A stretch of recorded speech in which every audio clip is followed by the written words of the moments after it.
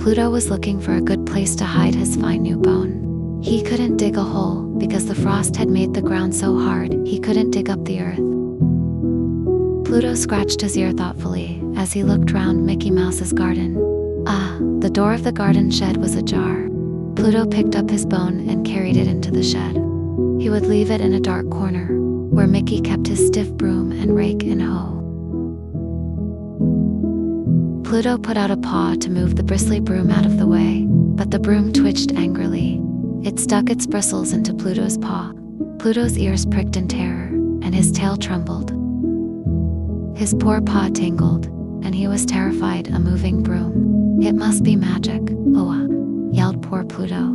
He rushed out of the shed, shivering and howling. He made such a noise that Mickey came out to see what was wrong. Pluto barked and ran in and out of the shed, trying to warn Mickey about the magic broom. "Keep cool," smiled Mickey. "Let's see what you're making such a fuss about."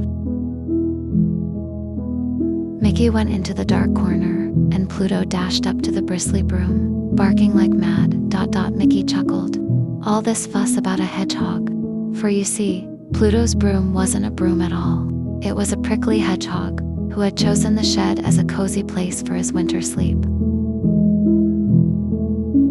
The hedgehog bristled his spines at Mickey, and the kind mouse went indoors to fetch a bowl of bread and milk for the prickly visitor.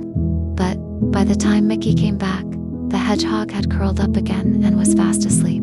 Pluto did feel silly. Fancy him mistaking a hedgehog for a broom.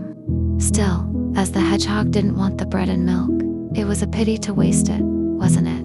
And happy Pluto licked the bowl clean. Pluto was still feeling a little embarrassed, but his stomach was now full and content. As he lay down in the garden to bask in the sun, he couldn't help but chuckle at the mix-up. How could he have mistaken a hedgehog for a broom? He thought about how funny it must have looked, his frantic barking and running around, all because of a little prickly creature. Mickey, of course, couldn't stop laughing either. "Don't worry, Pluto," he said, patting him on the head. "We all make mistakes. Next time, just make sure it's a broom before you panic." Pluto wagged his tail, feeling a little better. But Pluto was also curious about his new friend, the hedgehog. He wondered if the little creature would stay in the shed for much longer. Maybe, if he was lucky, he could make friends with the hedgehog. Pluto liked having company, and perhaps the hedgehog would be a good one. The next morning, Pluto crept quietly to the shed. He peeked around the corner and saw the hedgehog still curled up in the same spot. It looked like it was still asleep. Pluto, being the clever dog he was, decided to do what he did best, fetch a gift. He trotted off to find a small, shiny rock. He'd heard that animals liked little treasures like that, so he thought it might be a nice gesture. Carefully, he placed the rock near the hedgehog, wagging his tail with hope. But as Pluto stepped back, the hedgehog slowly unfurled its spines and blinked its little eyes open. It looked at the rock, then at Pluto.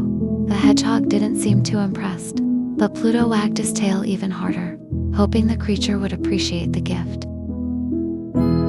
To his surprise, the hedgehog slowly shuffled over to the rock and nudged it with its nose. Pluto barked happily, his tail wagging in excitement. It was the start of a new friendship. From then on, Pluto would visit the shed every day to check on his new friend.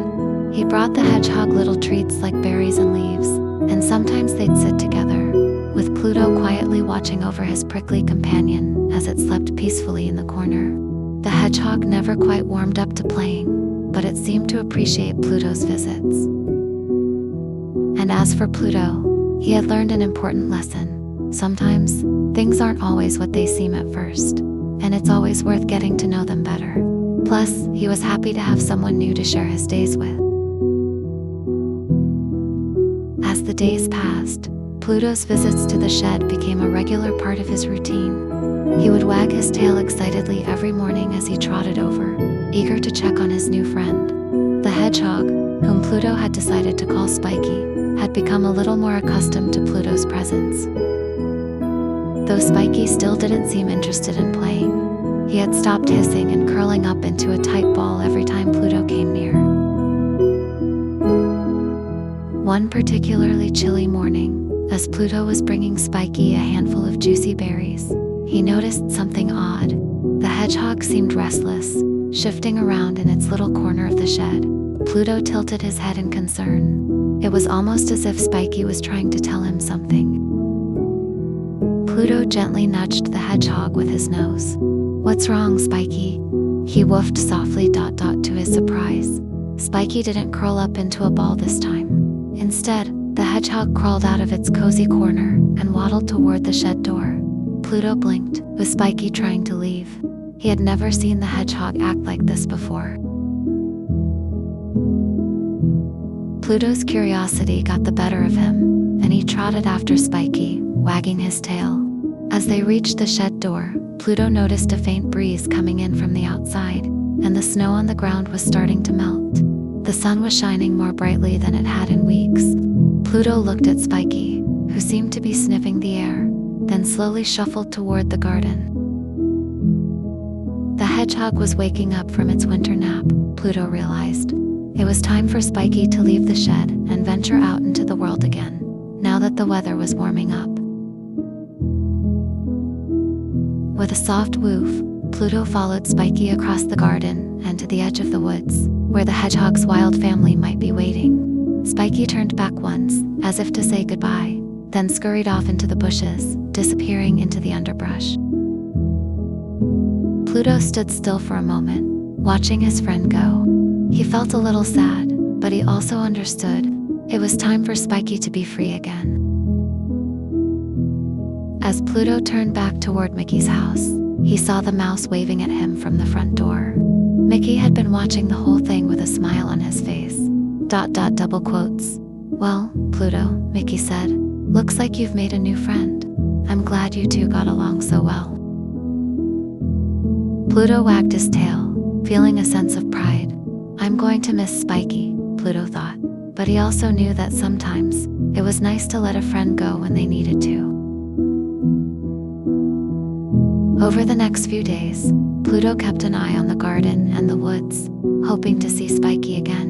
But it was clear that the little hedgehog had found its place in the wild, just as it was meant to. Pluto never forgot the time they spent together in the shed, and he always remembered the lesson Spiky had taught him, that even the smallest, prickliest creatures could make the best of friends. And though Pluto didn't visit the shed as often, he still made sure to bring the occasional treat to the garden for any new guests who might need it. Whether it was a squirrel, a bird, or another hedgehog, Pluto was ready to be their friend, just as he had been for Spiky. He had learned that friendships could come in all shapes and sizes, and they were worth cherishing, no matter how brief they may be. As the seasons changed, Pluto felt a deep sense of contentment, knowing that he had made a difference in the life of a little hedgehog and in his own life, too.